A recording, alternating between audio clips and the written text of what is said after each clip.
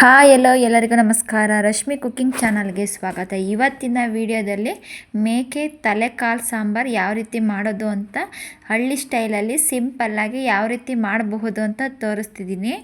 ಮುದ್ದೆ, ರೈಸ್ ಮತ್ತು ರೊಟ್ಟಿ ಜೊತೆ ತುಂಬ ಕಾಂಬಿನೇಷನ್ ಆಗಿ ಮಾಡಿಕೊಂಡು ತಿನ್ಬೋದು.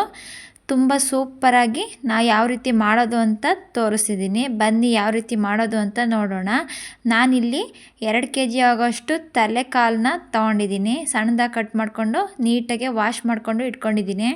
ಒಂದು ಕುಕ್ಕರ್ ಇಟ್ಕೊಳ್ಳೋಣ. ಕುಕ್ಕರಿಗೆ 4ರಿಂದ 5 ಟೇಬಲ್ ಸ್ಪೂನಷ್ಟು ಎಣ್ಣೆ ಹಾಕಿ 1 ಟೇಬಲ್ ಸ್ಪೂನಷ್ಟು ತುಪ್ಪ ಹಾಕ್ಕೊಳ್ತಿದ್ದೀನಿ. ಒಂದು ಬೆಳ್ಳುಳ್ಳಿನ ನಾನು ಸಿಪ್ಪೆ ತೆಗೆದ್ಬಿಟ್ಟು ಈ ರೀತಿ ಜಜ್ಜಿಬಿಟ್ಟು ಹಾಕ್ಕೊಳ್ತಿದ್ದೀನಿ. ಬೆಳ್ಳುಳ್ಳಿ ಎಲ್ಲ ಚೆನ್ನಾಗಿ ಮೀಡಿಯಮ್ ಫ್ಲೇಮಲ್ಲಿ ನಾವು ಚೆನ್ನಾಗಿ ಫ್ರೈ ಮಾಡ್ಕೊಳ್ಬೇಕು. ಈಗ ಬೆಳ್ಳುಳ್ಳಿ ಎಲ್ಲ ಚೆನ್ನಾಗಿ ಫ್ರೈ ಆಗಿದೆ. ಈಗ ನಾವು ತಲೆ ಮಾಂಸವನ್ನು ಹಾಕ್ಕೊಳ್ಳೋಣ. ನೋಡಿ, ಚೆನ್ನಾಗಿ ವಾಶ್ ಮಾಡ್ಕೊಂಡ್ಬಿಟ್ಟು ಹಾಕ್ಕೊಳ್ಬೇಕು. ನಾನು ಎಲ್ಲ ಮಟನ್ನೆಲ್ಲ ಹಾಕ್ಬಿಟ್ಟು ನಾನು ಉಪ್ಪು ಹಾಕ್ಕೊಳ್ತಿದ್ದೀನಿ ಬೇಯೋದಕ್ಕೋಸ್ಕರ. ಹಾಕ್ಬಿಟ್ಟು ಚೆನ್ನಾಗಿ ಮಿಕ್ಸ್ ಮಾಡ್ಕೊಳ್ಬೇಕು. ಅದು ಮಟನ್ನಲ್ಲಿ ನೀರು ಬಿಡೋವರೆಗೂ ನಾವು ಚೆನ್ನಾಗಿ ಅದನ್ನು ಬೇಯಿಸ್ಕೊಳ್ಬೇಕು. ಈಗ ನಾನು ಒಂದು 1/4 ಗಂಟೆ ಒಂದು ಪ್ಲೇಟ್ ಮುಚ್ಚಿ ಬೇಯಿಸ್ಕೊಳ್ತಿದ್ದೀನಿ. ಅಷ್ಟರಲ್ಲಿ ನಾವು ಮಸಾಲೆ ರೆಡಿ ಮಾಡ್ಕೊಳ್ಳೋಣ. ನಾನಿಲ್ಲಿ ಒಂದು 5 ಈರುಳ್ಳಿನ ಕಟ್ ಮಾಡ್ಕೊಂಡು ಇಟ್ಕೊಂಡಿದ್ದೀನಿ. ಕೊತ್ತಂಬರಿ ಸೊಪ್ಪು, 1 ಗೆಡ್ಡೆ ಬೆಳ್ಳುಳ್ಳಿ, ಶುಂಠಿ, ಅರಿಶಿನ ಪುಡಿ. ನಾನಿಲ್ಲಿ ಚಕ್ಕೆ ಲವಂಗನ ಪುಡಿ ಮಾಡಿ ಇಟ್ಕೊಂಡಿದ್ದೀನಿ. ನೀವಿಲ್ಲ ಅಂದರೆ ಚಕ್ಕೆ ಲವಂಗನ ಹಾಕ್ಕೊಳ್ಬೋದು. ಈಗ ನಾನು ಒಂದು ಮಿಕ್ಸಿ ಜಾರಿಗೆ ಈಗ ಈರುಳ್ಳಿ ಹಾಕ್ಕೊಳ್ತಿದ್ದೀನಿ. ಶುಂಠಿ, ಬೆಳ್ಳುಳ್ಳಿ, ಕೊತ್ತಂಬರಿ ಸೊಪ್ಪು,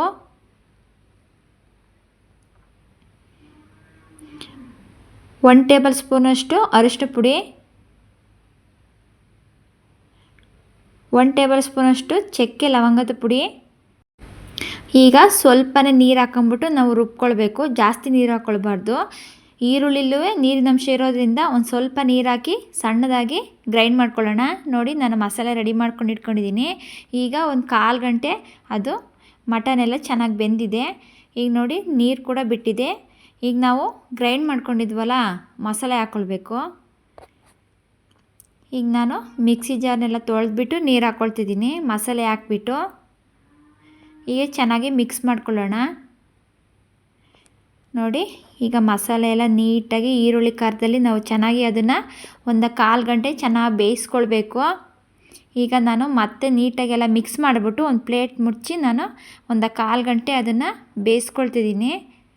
ನೋಡಿ, ಅದು ಬೇಯೋದಕ್ಕೋಸ್ಕರ ನಾನು 1 ಗ್ಲಾಸಷ್ಟು ನಾನು ನೀರು ಹಾಕ್ಕೊಂಡಿದ್ದೀನಿ. ಈಗ ಅದು ಹಸಿ ವಾಸನೆ ಎಲ್ಲ ಹೋಗೋವರೆಗೂ ನಾವು ಒಂದು 1/4 ಗಂಟೆ ನಾನು ಬೇಯಿಸ್ಕೊಂಡಿದ್ದೀನಿ. ಈಗ ನಾವು ಕುಕ್ಕರ್ ಮುಚ್ಚಳ ಮುಚ್ಚಿಬಿಟ್ಟು ಒಂದು 7ರಿಂದ 8 ವಿಷಲ್ ಹಾಕಿಸ್ಕೊಳ್ಳೋಣ. ನೋಡಿ, ಅದು ಮಟನ್ ಗಟ್ಟಿ ಇರೋದ್ರಿಂದ ತಲೆಕಾಲು ಮಾಂಸ ನಾವು 7ರಿಂದ 8 ವಿಷಲ್ ಹಾಕಿಸ್ಕೊಳ್ಬೇಕು. ಈಗ ನಾನು ಗಸಗಸೆಯ 1.5 ಟೇಬಲ್ ಸ್ಪೂನಷ್ಟು ಗಸಗಸೆ, ಸ್ವಲ್ಪ ಗೋಡಂಬಿ ಹಾಕ್ಬಿಟ್ಟು ನಾನು ನೆನೆಸೋದಕ್ಕೆ ಇಟ್ಕೊಳ್ತಿದ್ದೀನಿ ನೀರು ಹಾಕ್ಬಿಟ್ಟು. ಈಗ ನಾನು ಇಲ್ಲಿ ತೆಂಗಿನಕಾಯಿ ತುರಿಯ ತಗೊಂಡಿದ್ದೀನಿ. ಈಗ ನಾನು ನೆನೆಸಿದ ಗೋಡಂಬಿ, ಗಸಗಸೆ, ಒಂದು 2 ಟೇಬಲ್ ಸ್ಪೂನಷ್ಟು ಹುರಿಗಡಲೆ, ಧನಿಯಾ ಪೌಡರ್, ಖಾರ ಪುಡಿ. ಈಗ ನಾವು ಮಸಾಲೆನ ಮತ್ತೆ ನಾವು ರೆಡಿ ಮಾಡ್ಕೊಳ್ಬೇಕು. ಈಗ ನಾನೀಗ ಒಂದು ಮಿಕ್ಸಿ ಜಾರಿಗೆ ಹಾಕಿ ಈಗ ಮಸಾಲೆನ ರೆಡಿ ಮಾಡ್ಕೊಳ್ಳೋಣ. ಈಗ ನೋಡಿ, ನಾನು ಕಾಯಿನ ಒಂದು ಸ್ವಲ್ಪ ಹಾಕ್ಕೊಂಡಿದ್ದೀನಿ. ನಾನು ಅರ್ಧ ಭಾಗದಲ್ಲಿ ಅರ್ಧದಷ್ಟು ಹಾಕ್ಕೊಂಡಿದ್ದೀನಿ. 2 ಟೇಬಲ್ ಸ್ಪೂನಷ್ಟು ಹುರಿಗಡಲೆ, ನಾವು ನೆನೆಸಿಟ್ಕೊಂಡಿರುವ ಗೋಡಂಬಿ, ಗಸಗಸೆನ ಹಾಕ್ಕೊಂಡಿದ್ದೀನಿ. ಈಗ ನೀರು ಹಾಕ್ಕೊಂಡ್ಬಿಟ್ಟು ನಾವು ಸಣ್ಣದಾಗಿ ಪೇಸ್ಟ್ ಮಾಡ್ಕೊಳ್ಬೇಕು. ನೋಡಿ, ನಾನು ಗ್ರೈಂಡ್ ಮಾಡ್ಕೊಂಡು ಇಟ್ಕೊಂಡಿದ್ದೀನಿ. ನೋಡಿ, ಸ್ಮೂತಾಗಿ ನಾವು ಗ್ರೈಂಡ್ ಮಾಡ್ಕೊಳ್ಬೇಕು. ಈಗ ಅದೇ ಜಾರಿಗೆ ನಾನು 2 ಟೇಬಲ್ ಸ್ಪೂನಷ್ಟು ಖಾರ ಪುಡಿ, 2.5 ಚಮಚದಷ್ಟು ಧನಿಯಾ ಪೌಡ್ರ್ ಹಾಕ್ತಿದ್ದೀನಿ. ಈಗ ಹಾಕ್ಬಿಟ್ಟು ಸ್ವಲ್ಪ ನೀರು ಹಾಕ್ಬಿಟ್ಟು ನಾವು ಸಣ್ಣದಾಗಿ ಮತ್ತೆ ರುಬ್ಕೊಳ್ಬೇಕು. ನೋಡಿ, ನಾನು ನೀರು ಹಾಕಿ ಗ್ರೈಂಡ್ ಮಾಡ್ಕೊತಿದ್ದೀನಿ. ಈಗ ಗ್ರೈಂಡ್ ಮಾಡಾಗಿದೆ. ನೋಡಿ, ಮಸಾಲೆ ಈಗ ರೆಡಿಯಾಗಿದೆ. ನೋಡಿ, ರೆಡಿ ಮಾಡಿಕೊಂಡು ಇಟ್ಕೊಂಡಿದ್ದೀನಿ. ಈಗ ಕುಕ್ಕರ್ ತಣ್ಣಗಾದ್ಮೇಲೆ ನಾವು ಈಗ ಕುಕ್ಕರ್ ಮುಚ್ಚಳ ತೆಗೆದುಕೊಳ್ಬೇಕು.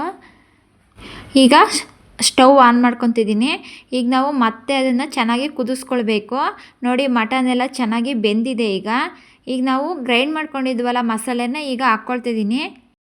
ಈಗ ಮಸಾಲೆ ಎಲ್ಲ ಹಾಕಾದ್ಮೇಲೆ ಈಗ ಮಿಕ್ಸ್ ಮಾಡ್ಕೊಳ್ಬೇಕು. ನೋಡಿ, ಈಗ ನೀಟಾಗಿ ಮಸಾಲೆನೆಲ್ಲ ನೀಟಾಗಿ ತಿರುಗಿಸ್ಕೊಳ್ತಿದ್ದೀನಿ. ನೋಡಿ ಸಾಂಬಾರು ಮಾತ್ರ ನಾವು ತೆಳು ಮಾಡ್ಕೊಳ್ಬಾರ್ದು, ಸ್ವಲ್ಪ ತಲೆಕಾಲು ಸಾಂಬಾರು ಗಟ್ಟಿನೇ ಇರಬೇಕು. ನಾನೀಗ ಮಿಕ್ಸಿ ಜಾರ್ ತೊಳೆದಿದ್ದ ನೀರನ್ನ ನಾನು ಹಾಕ್ಕೊಳ್ತಿದ್ದೀನಿ. ಮಸಾಲೆ ಇರುತ್ತಲ್ಲ ಅದನ್ನೆಲ್ಲ ನೀಟಾಗಿ ತೊಳೆದ್ಬಿಟ್ಟು ಹಾಕ್ಕೊಳ್ತಿದ್ದೀನಿ. ಈಗ ಒಂದು ಸತಿ ನೀಟಾಗೆಲ್ಲ ತಿರ್ಗಿಸ್ಕೊಂಡ್ಬಿಟ್ಟು ಸಾಂಬಾರು ಮಾತ್ರ ತೆಳು ಮಾಡ್ಕೊಳ್ಬಾರ್ದು, ಸ್ವಲ್ಪ ಗಟ್ಟಿನೇ ಇರಬೇಕು. ಈಗ ನಾವು ಅದನ್ನು ಒಂದು ಕುದಿನ ಕುದಿಸ್ಕೊಳ್ಳೋಣ. ಈಗ ಚೆನ್ನಾಗಿ ಮಿಕ್ಸ್ ಮಾಡ್ಕೊಳ್ಳೋಣ ಒಂದು ಸತಿ. ಈಗ ಒಂದು ಸತಿ ರುಚಿ ನೋಡ್ಕೊಂಡ್ಬಿಟ್ಟು ಉಪ್ಪು ಹಾಕ್ಕೊಳ್ಳಿ. ಸಪ್ಪೆ ಆಗಿದ್ದರೆ ಒಂದು ಸ್ವಲ್ಪ ಉಪ್ಪು ಹಾಕ್ಕೊಳ್ತಿದ್ದೀನಿ ನಾನು. ಈಗ 1 ಟೇಬಲ್ ಸ್ಪೂನಷ್ಟು ನಾನು ಮಟನ್ ಮಸಾಲ ಹಾಕ್ಕೊಳ್ತಿದ್ದೀನಿ. ಬೇಕಾದರೆ ಹಾಕ್ಕೊಳ್ಬೋದು, ಬೇಡ ಅಂದರೆ ಸ್ಕಿಪ್ ಮಾಡ್ಕೊಳ್ಬೋದು. ಹಾಗೆ ಮಾಡ್ಕೊಳ್ಳೋದ್ರಿಂದನೂ ತುಂಬ ಚೆನ್ನಾಗಿರುತ್ತೆ. ಈಗ ಮಸಾಲೆನೆಲ್ಲ ಹಾಕ್ಬಿಟ್ಟು ಈಗ ಚೆನ್ನಾಗಿ ಒಂದು ಸತಿ ಮಿಕ್ಸ್ ಮಾಡಿ ನಾನು ಈಗ ಒಂದು 10ರಿಂದ 15 ನಿಮಿಷಗಳ ಕಾಲ ನಾನು ಮೀಡಿಯಮ್ ಫ್ಲೇಮಲ್ಲಿ ಇಟ್ಕೊಂಡು ಸಾಂಬಾರನ್ನ ಚೆನ್ನಾಗಿ ಕುದಿಸ್ಕೊಳ್ಬೇಕು. ನೋಡಿ ಸಾಂಬಾರೆಲ್ಲ ನೀಟಾಗೆ ಚೆನ್ನಾಗಿ ಕುದಿಸ್ಕೊಳ್ಬೇಕು. ಸಾಂಬಾರು ತೆಳು ಮಾಡ್ಕೊಳ್ಬಾರ್ದು. ನೋಡಿ ಸ್ವಲ್ಪ ಗಟ್ಟಿ ಇದ್ದರೆ ಚೆನ್ನಾಗಿರುತ್ತೆ. ನೋಡಿ ಇಷ್ಟಿದ್ರೆ ಸಾಕು. ಸಾಂಬಾರು ಸ್ವಲ್ಪ ತಣ್ಣಗಾದರೆ ಇನ್ನೂ ಗಟ್ಟಿ ಬರುತ್ತೆ ಸಾಂಬಾರು. ನೋಡಿ ಸಾಂಬಾರೀಗ ತಲೆಕಾಲು ಸಾಂಬಾರು ರೆಡಿಯಾಗಿದೆ. ಈಗ ನಾವು ಈಗ ಸ್ಟವ್ ಆಫ್ ಮಾಡ್ಕೊಳ್ಬೇಕು. ನೋಡಿ ಒಂದು ಸತಿ ನೀಟಾಗೆಲ್ಲ ಮಿಕ್ಸ್ ಮಾಡಿಕೊಂಡು ನಾನು ಸ್ಟವ್ನ ಆಫ್ ಮಾಡ್ಕೊಳ್ತಿದ್ದೀನಿ.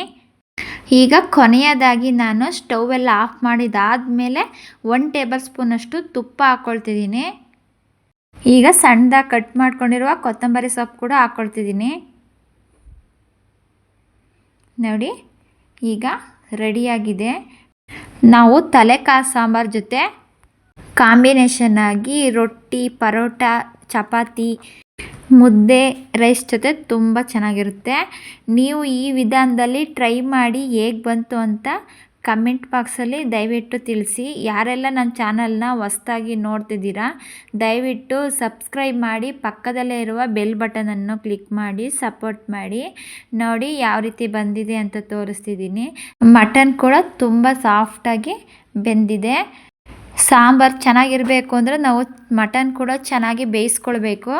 ನಾವು ಈಗ ಅಂದರೆ ಸಾಕು ಕಾಗೆ ಕದಲೋಗ್ತಿರಬೇಕು, ಆ ರೀತಿ ನಾವು ಮಟನ್ ಬೇಯಿಸ್ಕೊಳ್ಬೇಕು. ಈಗ ನಾನು ಒಂದು ಬೌಲ್ಗೆ ಹಾಕ್ಕೊಳ್ತಿದ್ದೀನಿ.